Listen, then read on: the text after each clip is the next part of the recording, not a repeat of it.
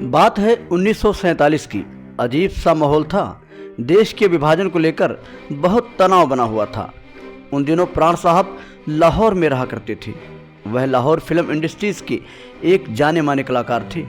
प्राण साहब की उस वक्त शादी हो चुकी थी और एक बेटा भी था। पार्टीशन की वजह से जो माहौल बिगड़ रहा था उसे देखते हुए प्राण साहब ने अपनी पत्नी शुक्ला जी और बेटे को लाहौर से इंदौर भेज दिया था। इंदौर में प्राण साहब की साली रहा करती थी। प्राण को इस बात का डर था कि अगर कहीं यहाँ से भागना पड़ा तो कहीं तो ठिकाना होना चाहिए। प्राण जी की पत्नी शुक्ला जी और बेटा सकुशल इंदौर पहुँच गए। शुक्ला जी ने 11 अगस्त 1947 को प्राण साहब को फ़ोन करते हुए कहा कि यह बेटे का पहला जन्मदिन है, इसे मनाने के लिए इंदौर आ जाइए। प्राण साहब ने कहा कि उनका आना मुश्किल होगा, बहुत सारे काम हैं, माहौल भी ठीक नहीं है। लेकिन शुक्ला जी ने जिद पकड़ ली। उन्होंने कहा कि आप नहीं आएंगे तो बच्चे का यह जन्मदिन भी नहीं मनाएंगे। अब प्राण साहब मजबूर हो गए और उन्होंने फैसला किया कि वह इंदौर जाएंगे। सोचा एक हफ्ते के लिए इंदौर चलते हैं, बच्चे का जन्मदिन मनाकर वापस आ जाएंगे। तो एक हफ्ते की पैकिंग करने के बाद वह इंदौर के लिए निकल पड़े। 11 अगस्त को बच्चे का जन्मदिन धूमधाम से मनाया गया।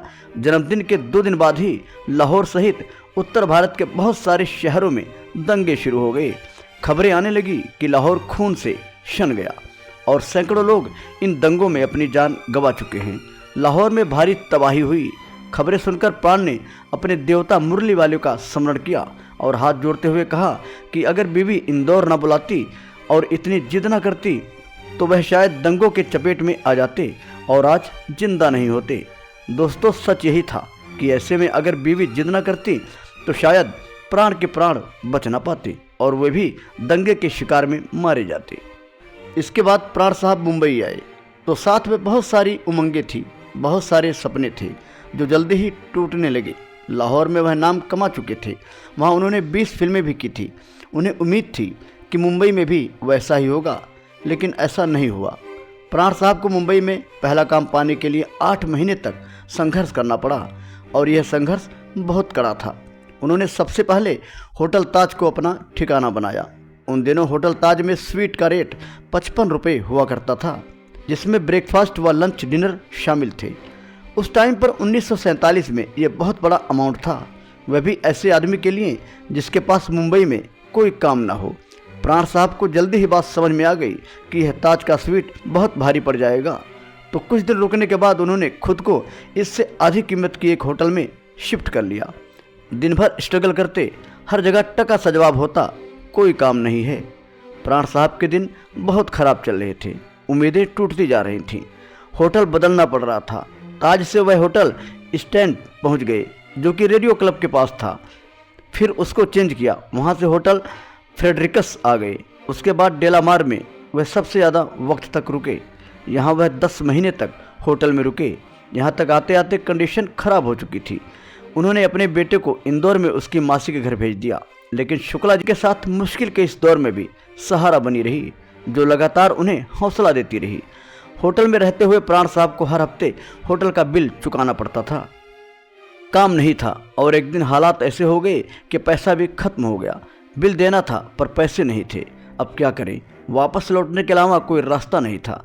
इसी उधेड़-बुन में थे कि शुक्ला जी ने हाथ में से कंगन निकाले और पति को दे दिए। प्राण अपनी पत्नी पर बरस पड़े, नहीं, ये नहीं होगा, मैं तुम्हारे जेवर बेचकर अपने सपने पूरे नहीं कर सकता। प्राण साहब गुस्सा उस समय अपनी पत्नी पर नहीं बल्कि अपने आप पर उतार रहे थे। वह सोच रहे थे कि वह इतने नकारा हैं कि उन्हें अपने परिवार के लिए अपनी पत्नी के गहने बेचने पड़ेंगे। उन्होंने पत्नी से कहा कि हम वापस चले जाएंगे लेकिन तुम्हारे जेवर नहीं बेचेंगे। पत्नी ने समझाया कि यह चीज़ें ऐसे ही वक्त के लिए होती हैं, जेवर ही तो है, जब अच्छा वक्त आएगा तो फिर से ले लेंगे। इनसे ज़्यादा ज़रूरी मुंबई में रहना है और काम ढूंढना है और काम पाना है। प्राण साहब के बार बार मना करने पर भी शुक्ला जी उन्हें समझाती रहीं कि इस तरह हिम्मत नहीं हारते, एक चांस और लो, शायद कुछ हो जाए। जब अच्छे दिन नहीं रहे तो बुरे दिन भी नहीं रहेंगे। इन्हीं दिनों में आशा की एक किरण जगी। प्राण साहब को एक टेलीफोन आया। उन्हें मुंबई टाकीज की फिल्म जिद्दी मिल गई। इस फिल्म के लिए उनको 500 रुपये महीने के कॉन्ट्रैक्ट पर रख लिया गया। प्राण साहब ने 100 रुपये एडवांस में लिए और जाकर मियाँ बीबी ने रात में पार्टी मनाई। जब पार्टी करके वापस होटल लौटे तो आप यकीन नहीं मानेंगे, एक फिल्म का ऑफर और मिल गया। जिंदगी ने किस्मत के दरवाजे खोलने शुरू कर दिए। प्राण साहब को 4 दिनों के अंदर ही 4 फिल्में मिल गईं।